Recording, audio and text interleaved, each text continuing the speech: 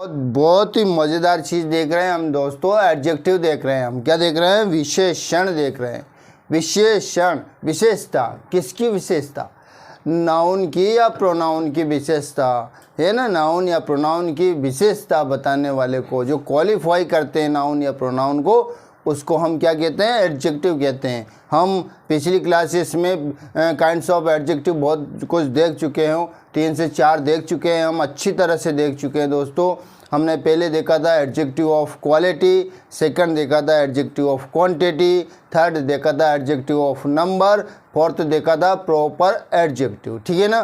क्या होता है आप लगभग समझने लग गए हैं दोस्तों कि क्या एडजेक्टिव होते हैं, क्यों ज़रूरत पड़ती है इसकी। क्योंकि हम विशेषता बताएंगे नाउन की तो किस शब्द को यूज़ करेंगे, है ना। वो लंबा है, छोटा है, गोरा है, काला है, दुबला है, पतला है, किस प्रकार का है, यदि हम उसको स्पेसिफाई करेंगे तो किसकी ज़रूरत पड़ेगी? हमें एडजेक्टिव की ज़रूरत पड़ेगी, है ना। इसलिए हमें उसकी ज़रूरत पड़ती है, हमेशा पड़ती है, हर नाउन में पड़ती है। तो इसलिए हम यूज़ करते हैं दोस्तों, है ना। नाउन या प्रोनाउन की क्या क्या बताते हैं? आकार, प्रकार, है ना। साइज जो बताते हैं, साइज बताते हैं, कंडीशन बताते हैं, रंग रूप बताते हैं, भेद बताते हैं उनका, तो उसको हम कहते हैं एडजेक्टिव कहते हैं। ठीक है ना। तो हमारे लगभग 4 काइंड्स हो गए थे। ठीक है ना। अभी देखा हमने adjective of quality, adjective of quantity, adjective of number और प्रॉपर एडजेक्टिव। अब आता है हमारा 5th वाला। ठीक है ना। बहुत शानदार है दोस्तों, बहुत ही अच्छा है। 5th वाला है हमारा 5th वाला है पॉसेसिव एडजेक्टिव। पॉसेसिव एडजेक्टिव, नाम से स्पष्ट हो रहा है। पॉसेसिव एडजेक्टिव मतलब संबंध, है ना। मतलब क्या होता है? पॉसेसिव एडजेक्टिव का मतलब होता है संबंध या अधिकार बोधक। संबंध या अधिकार बोधक मतलब संबंध दिखाता है या अधिकार रखता है। कैसे? जैसे मैं बता रहा हूँ, है ना। माई कार, मेरी कार मतलब मेरा अधिकार है। कार किसका बताया? संबंध मेरा बताया कार से। मेरी कार है मतलब अधिकार भी समझ सकते हैं कि अधिकार है, कि मेरी कार है मतलब मेरा अधिकार है उस पर पे। ठीक है ना। उसकी पुस्तक, उसका अधिकार है। ठीक है ना। और जैसे वो कहेगा उसकी किताब, उसके खिलौने, है ना। मेरे खिलौने, तुम्हारे खिलौने, तुम्हारी पुस्तकें, तुम्हारा पेन, ये सारा ये चीज़, सभी चीज़ को मतलब एक्सप्रेस करता है, अधिकार बताता है, संबंध बताता है, स्वामित्व बताता है, मतलब स्वामित्व बताता है ना। तो उस एडजेक्टिव को हम क्या कहते हैं? क्या कहते हैं? पॉसेसिव एडजेक्टिव कहते हैं। ठीक है ना। जो मालिक होता है किसी नाउन का या स्वामी होता है उसका, है ना, तो उसको एक्सप्रेस करने के लिए हमें किसकी ज़रूरत पड़ती है? पॉसेसिव एडजेक्टिव की पड़ती है। ठीक है ना। उससे हम क्या बोलते हैं? पॉसेसिव एडजेक्टिव बोलते हैं। दोस्तों बहुत अच्छे से समझना है, क्योंकि हमें एग्ज़ाम के पॉइंट ऑफ व्यू से समझना है। हमने पहले भी कहा था कि पूरे एडजेक्टिव होने के बाद हम एग्ज़ाम के पॉइंट ऑफ व्यू से समझेंगे दोस्तों, और अच्छे से समझेंगे। ठीक है ना। इसलिए आपको अच्छे से समझना है। तो एक बार और सुन लीजिएगा। पॉसेसिव एडजेक्टिव स्वामी या मालिक का बोध कराता है। स्वामी या मालिक का बोध कराने वाले एडजेक्टिव को पॉसेसिव एडजेक्टिव कहते हैं। ठीक है ना। और एक चीज़ और याद रखना, ये हमेशा नाउन से पहले यूज होता है। इसका उपयोग होता है नाउन से पहले। कभी कभी ऐसे एडजेक्टिव भी देखे होंगे जो कभी नाउन के बाद आ जाते हैं, पर ये एडजेक्टिव तो हमेशा नाउन के पहले ही आता है दोस्तों, पहले ही आता है। ठीक है ना। तो देख लीजिएगा आप। This is your book, this is your pen, that is my car, these are our chairs, these are his books. ठीक है ना। अब आपको 4 सेंटेंस में क्या क्या पता चल रहा है, देख लीजिएगा। This is your pen, this is your pen, यह तुम्हारा पेन है, यह तुम्हारा पेन है। ठीक है ना। ध्यान से देखना है। That is my car, that is my car, वह मेरी कार है, वह मेरी कार है। ठीक है ना। दीज आर आवर चेयर्स, ये हमारी कुर्सियां हैं। ध्यान से देखते जाएंगे तो आपको समझ में आ जाएगा। These are his books, these are his books मतलब ये उसकी किताबें हैं। ठीक है ना। समझ में आ गया आपको कि सबसे पहले तो याद रखना कि नाउन के पहले ही इसका यूज़ होता है, वो है ना। कभी कभी ऐसा देखा होगा कि पहले यूज़ हो जाते हैं, वो देखा होगा ना अपने। पर इसमें तो ये जो पॉसेसिव एडजेक्टिव है ना, ये जितने भी एडजेक्टिव्स होते हैं ये नाउन के बिल्कुल पहले यूज़ होते हैं, नाउन के बाद में नहीं होता है, ठीक है ना। ये your pen, my car, our chairs, his books, है ना, ये शब्द है ना जो योर है, माई है, आवर है, हिज है, ये क्या है, ये एडजेक्टिव है। कौन सा एडजेक्टिव है, पॉसेसिव एडजेक्टिव है और इनका प्रयोग नाउन के पहले हुआ है। देख लीजिएगा, पेन है योर हुआ, है ना, कार है तो माई इसके पहले हुआ, माई पॉसेसिव एडजेक्टिव है, चेयर्स है तो आवर यूज हुआ, बुक्स है तो हिज हुआ। क्या समझे आप लोग कि ये अधिकार बोधक होता है, अधिकार सूचक होता है, स्वामीपन इसमें झलकता है, ठीक है ना, और ये नाउन के पहले यूज़ होता है, ये चीज़ भी याद रखना है आपको। तो ये जो चीज़ें हैं अपने अभी क्या देखा, ये पेन का मतलब ये जैसे योर, माई, आवर, हिज जो देखा ना हमने, ये किसके लिए प्रयुक्त हुआ था, पेन, क्रमशः पेन के लिए, कार के लिए, चेयर्स के लिए, बुक्स के लिए प्रयुक्त हुआ था। तो ये सब क्या है, और भी बहुत सारे उदाहरण हैं, जैसे that is a pen, that is a car, है ना, this is my books, these are my books, this is my books, those are, ये सारी चीज़ें जो बता रहे हैं ना, माई, योर, हिज, हिम, जो भी बता रहा है, मतलब जो संज्ञा उसके साथ जुड़ी हुई है, संज्ञा से जुड़ा हुआ है, और अधिकार भी है, हिज बुक उसकी पुस्तकें, माई कार मेरी कार, आवर चेयर्स हमारी कुर्सियाँ, योर पेन तुम्हारा पेन, मतलब संबंध शो कर रहा है। ये क्या कर रहा है, अधिकार बता रहा है, स्वामीपन दिखा रहा है। तो दोस्तों आपको समझ में आ जाना चाहिए, क्योंकि ये जो हैं ये हमारा क्या है, संबंध या अधिकार बोधक विशेषण है, जिसमें अधिकार झलकता है, संबंध दिखाता है। कार का संबंध दिखाया माई कार, ठीक है ना, और पुस्तक का संबंध दिखाया बुक्स का हिज से, चेयर्स का दिखाया आवर से, आवर का दिखाया चेयर से, कैसे भी मान सकते हो, योर का दिखाया पेन से। तो ये संबंध भी शो करता है, अधिकार भी दिखाता है, ठीक है ना। तो इसको संबंध या अधिकार बोधक विशेषण बोलते हैं, ठीक है ना दोस्तों। तो आपके अब दिमाग में बैठ जाएगा कि यार ये पॉसेसिव एडजेक्टिव होते हैं, क्योंकि प्रोनाउन भी देखा था हमने, पॉसेसिव प्रोनाउन देखा था हमने, डिस्ट्रीब्यूटिव प्रोनाउन भी देखा था, ये जो हम एडजेक्टिव पढ़ रहे हैं वो प्रोनाउन देखा था, पर उसका और इसका बहुत डिफरेंस है दोस्तों। उसमें ये आ जाते हैं, ये आ गए हैं ना, इसमें इसको ही इज माई ये नहीं बोला जाता है, क्योंकि ये नाउन के पहले नहीं होता है, वो क्या होते हैं और ये क्या होता है, दोनों की परिभाषाएं अलग होती है, ठीक है ना, हर चीज़ें अलग होती हैं, उनका काम अलग होता है, इनका काम अलग होता है ना। हर व्यक्ति और का काम ही देख लो ना, बहुत सारे व्यक्ति जो पर्सन्स होते हैं सभी का काम एक जैसा तो होता नहीं है, सब अलग अलग काम करते हैं दोस्तों। इसी प्रकार से हमारा जो ग्रामर में है, नाउन अलग काम, नाउन का अलग काम होता है, प्रोनाउन का अलग होता है ना, और वर्ब का अलग होता है, एडजेक्टिव का अलग होता है, एडवर्ब का अलग होता है ना, कंजक्शन का अलग होता है, प्रीपोजिशन का अलग होता है, टेंस का अलग होता है, वॉइस का अलग होता है। ग्रामर में जितने भी चीज़ें होती है ना, एक जैसा काम नहीं करती। ऐसा नहीं कि 100-200 लेबर आ गए और सब एक ही चीज़ में लग गए, है ना, जी नहीं, सबके काम बंटे हुए हैं, सब अलग अलग काम करते हैं। जितने भी इंग्लिश के ग्रामर में जो भी वर्ड है, जो भी शब्द आते हैं ना, सबके काम अलग होते हैं, ठीक है ना, काम भी अलग होता है, स्ट्रक्चर अलग होता है ना, और काम करने का ढंग अलग होता है, ठीक है ना। तो नाउन की जगह आता है प्रोनाउन आ जाता है वो तो, ठीक है ना, और जो वर्ब को क्वालिफाई करता है एडवर्ब आ जाता है, वो अलग अलग किसका क्या कर रहा है, कौन किसके लिए आया है, कौन किसके लिए आया है। अपन जाते हैं ना, बहुत सारे गेस्ट, हम सब जाते हैं, कहीं गेस्ट के रूप में जाते हैं या कहीं गेस्ट आते हैं हमारे यहाँ, तो सब कुछ ना कुछ अलग अलग काम से, एक काम से नहीं आते हैं, कोई मिलने के लिए आया, कोई कुछ दूसरे जुगाड़ से आया, हर एक व्यक्ति अलग अलग जुगाड़ से आते हैं, देखा ही होगा, है ना। बहुत सारे व्यक्ति तो उसका स्वयं के काम लेकर के आ जाता है, उस काम का चलो यार एक पंथ दो काज हो जाएगा, ठीक है ना, मतलब 2 in 1 हो जाएगा, दो काम हो रहे हैं, हमारा भोजन भी हो रहा है, हमारा काम भी हो रहा है ना। तो हर व्यक्ति अपने अपने जुगाड़ से आते हैं। इंग्लिश में भी ऐसे ही होते हैं, ये जो भी चीज़ें होती है, जो भी शब्द आते हैं ना, वो अलग अलग जुगाड़ से आते हैं, वो अपने हिसाब से आते हैं। अब ये अधिकार लेकर के आए, ये जो आए ना, ये एडजेक्टिव क्या हुआ, अधिकार लेकर के आया, ठीक है ना। खुद को इतना कमज़ोर मत होने दो, खुद को इतना कमज़ोर मत होने दो कि तुम्हें किसी के एहसान की ज़रूरत हो, कि तुम्हें किसी के एहसान की ज़रूरत हो। ठीक है ना दोस्तों, इतना कमज़ोर नहीं होना चाहिए अपन को, इतना कमज़ोर तो नहीं होना चाहिए कि हमें दूसरों का एहसान लेना पड़े, दूसरों के आश्रित होना पड़े दूसरों पर, क्योंकि हमें आश्रित नहीं होना चाहिए किसी के ऊपर, है ना। कहते हैं ना, इंग्लिश में एक बात भी बोली गई है, डोंट डिपेंड्स अदर्स, किसी पर निर्भर मत रहो, है ना। किसी पे निर्भर नहीं होना चाहिए, निर्भर रहे मतलब आप वो आलसी हो गए, आप वो जिम्मेदारी आप किसी और को सौंप रहे हो।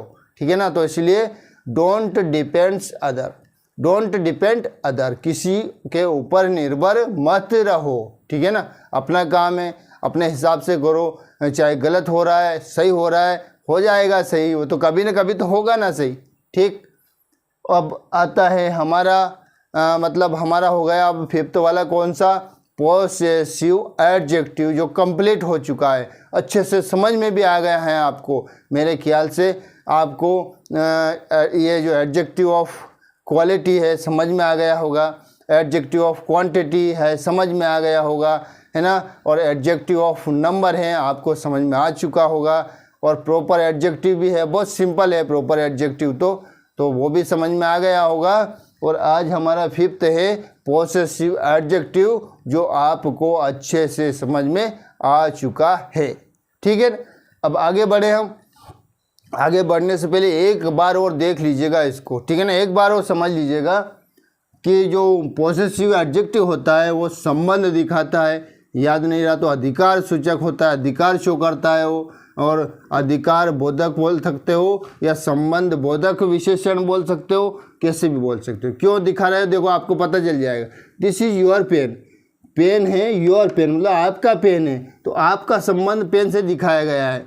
आपका संबंध किससे दिखाया है, पेन से दिखाया गया है कि यह आपका पेन है महाराज, ये आपका पेन है, ये आपका पर्स है, ये है वो है, इस तरह से संबंध शो कर रहा है। ठीक है ना, दैट इज़ माई कार, वह मेरी कार है, वह मेरी कार है, मेरा संबंध कार से दिखाया गया है, मतलब मेरी कार है।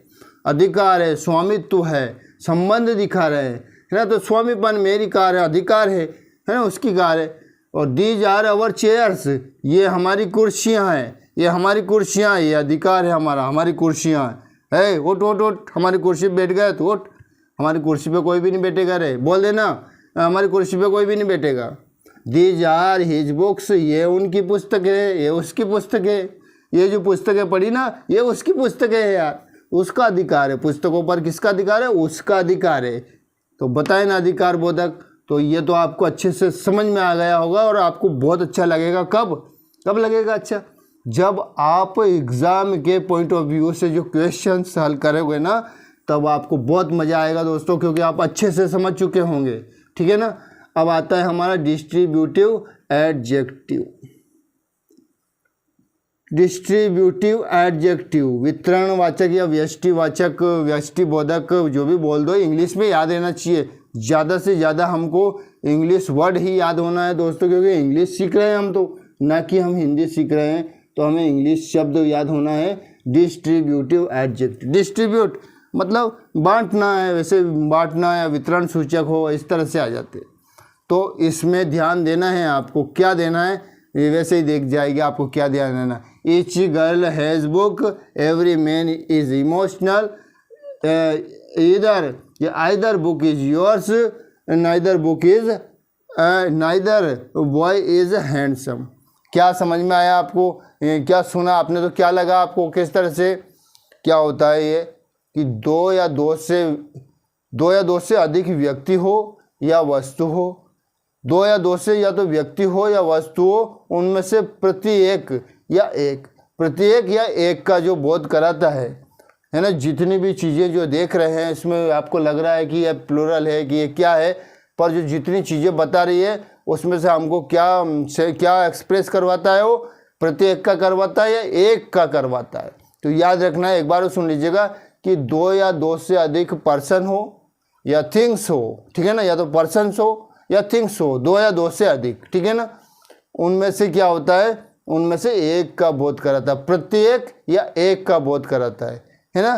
तो प्रत्येक या एक का बोध कराने वाले एडजेक्टिव को कहते हैं डिस्ट्रीब्यूटिव एडजेक्टिव कहा जाता है दोस्तों, ये याद रखना। जैसे एवरी है, एवरी है, ईच है, नाइदर है, ये जो शब्द है ना, ये सब क्या है, डिस्ट्रीब्यूटिव एडजेक्टिव होते हैं, ठीक है ना, जो एक का ही सेंस निकालता है, एक का ही बोध करवाता है दोस्तों, कि एक चीज़ या प्रत्येक चीज़ का बोध करवाता है, ठीक है ना।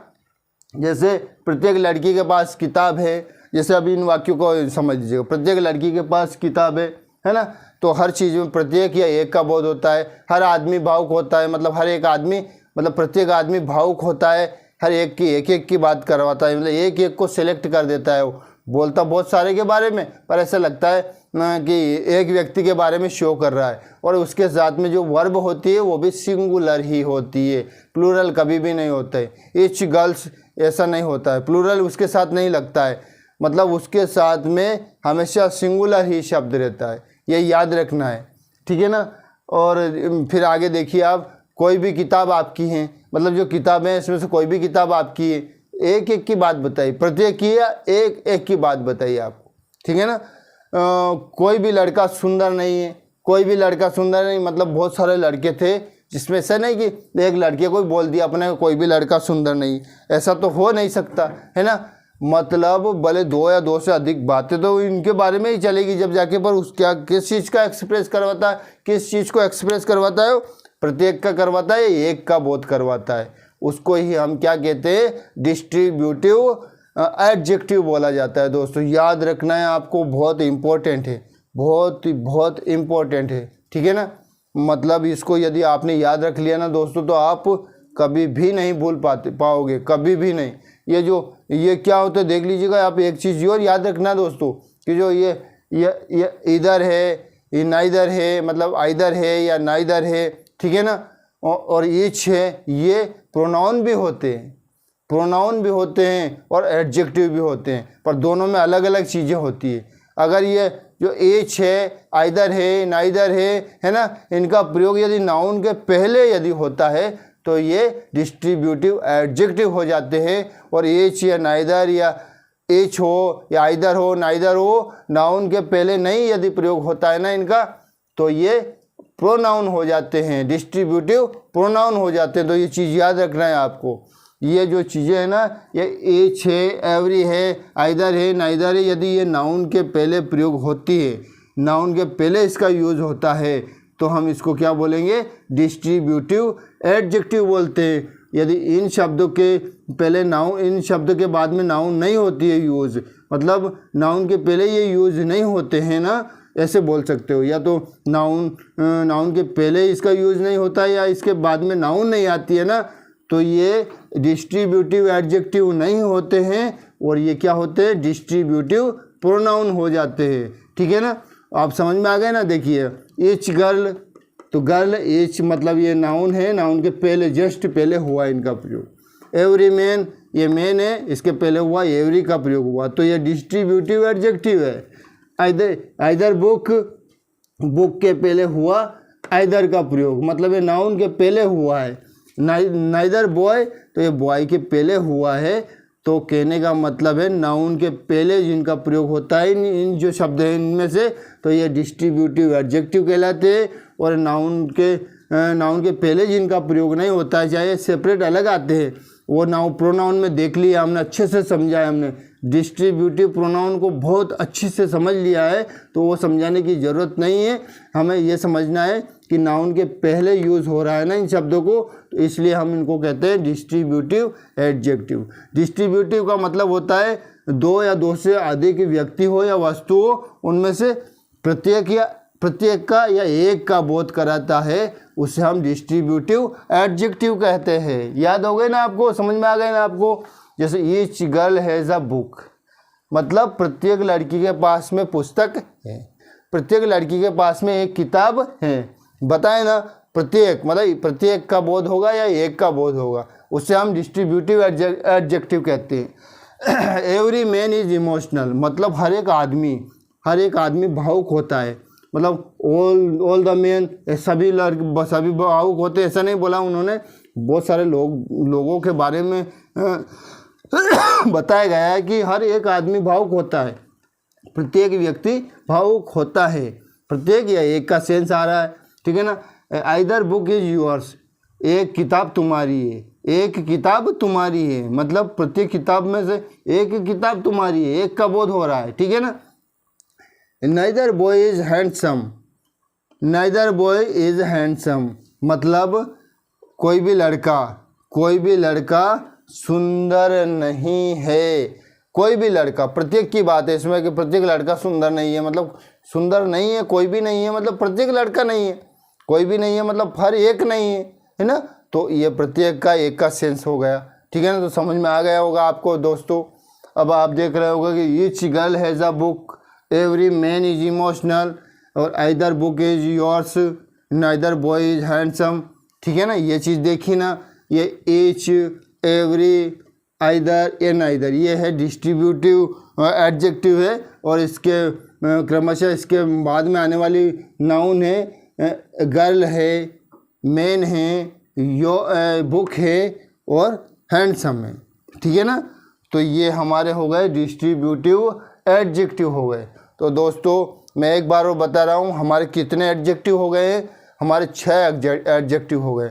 कितने हो गए? 6 एडजेक्टिव हो गए हैं। पहला हुआ एडजेक्टिव ऑफ क्वालिटी, ठीक है ना, जो उसका गुण दोष बताता हो।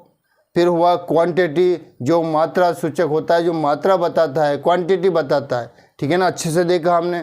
फिर हमने मतलब adjective of quality, adjective of quantity अच्छे से देख लिया हमने। फिर हमने क्या देखा था वो अभी हमने पिछली क्लास में देख ही लिया दोस्तों। और आज तो हमारा 5वां चला था कौन सा? पॉसेसिव एडजेक्टिव, और छठा था डिस्ट्रीब्यूटिव एडजेक्टिव चला था, ठीक है दोस्तों। आपको आई थिंक समझ में आया होगा, और एग्ज़ाम के पॉइंट ऑफ व्यू से जब क्वेश्चन हल करेंगे ना तब बहुत मज़ा आएगा। यदि आप लोग ने समझ लिया ना तो आसानी से कर सकते हो, आसानी से हल कर सकते हो हर एक क्वेश्चंस को, हर एक फिल इन द ब्लैंक्स को, हर एक ऑप्शन को आसानी से कर सकते हो, ठीक है ना। समझ में आ गया दोस्तों आपको, है ना। अच्छा समय कभी नहीं आता, अपन सोचते हैं ना कि यार अच्छा समय आएगा, यार अच्छा टाइम आने दो फिर करते हैं, ये करते हैं। तो क्या एक बोला भी गया है, ऐसा बताया गया है किसी ने कि अच्छा समय कभी नहीं आता, अच्छा समय कभी नहीं आता, बल्कि समय को ही अच्छा बनाना पड़ता है। हम जो भी समय है ना हमारे पास में उसको अच्छा बनाओ। अच्छा बनाने का मतलब उसमें अच्छे काम करो, मतलब समय का यूज़ करो, समय का सदुपयोग करो, ठीक है ना। क्योंकि अच्छा समय कभी नहीं आता। अपन सोचते बैठे रहेंगे, अच्छे के इंतज़ार में बैठेंगे कि अच्छा समय आएगा यार, अच्छा समय आएगा तब करेंगे, अच्छा समय आएगा तब करेंगे। ऐसा हो नहीं सकता। समय अच्छा नहीं आता है, समय को अच्छा बनाना पड़ता है। इसलिए आप बेकार मत बैठें, अपना काम नियमित करें, रेगुलर करें, अच्छी पढ़ाई करें, ठीक है ना। और ठीक है, अब तो शादी सीजन ख़त्म और भीषण गर्मी का सीजन स्टार्ट हो गया दोस्तों। मस्त गर्मी खाइए, विटामिन डी लीजिए प्रचुर मात्रा में, आपका हड्डी मांसपेशियाँ भी मजबूत हो जाएगी, है ना। सर कम हियर, और हमारे सर की हड्डियाँ भी मजबूत हो गई है ना सर।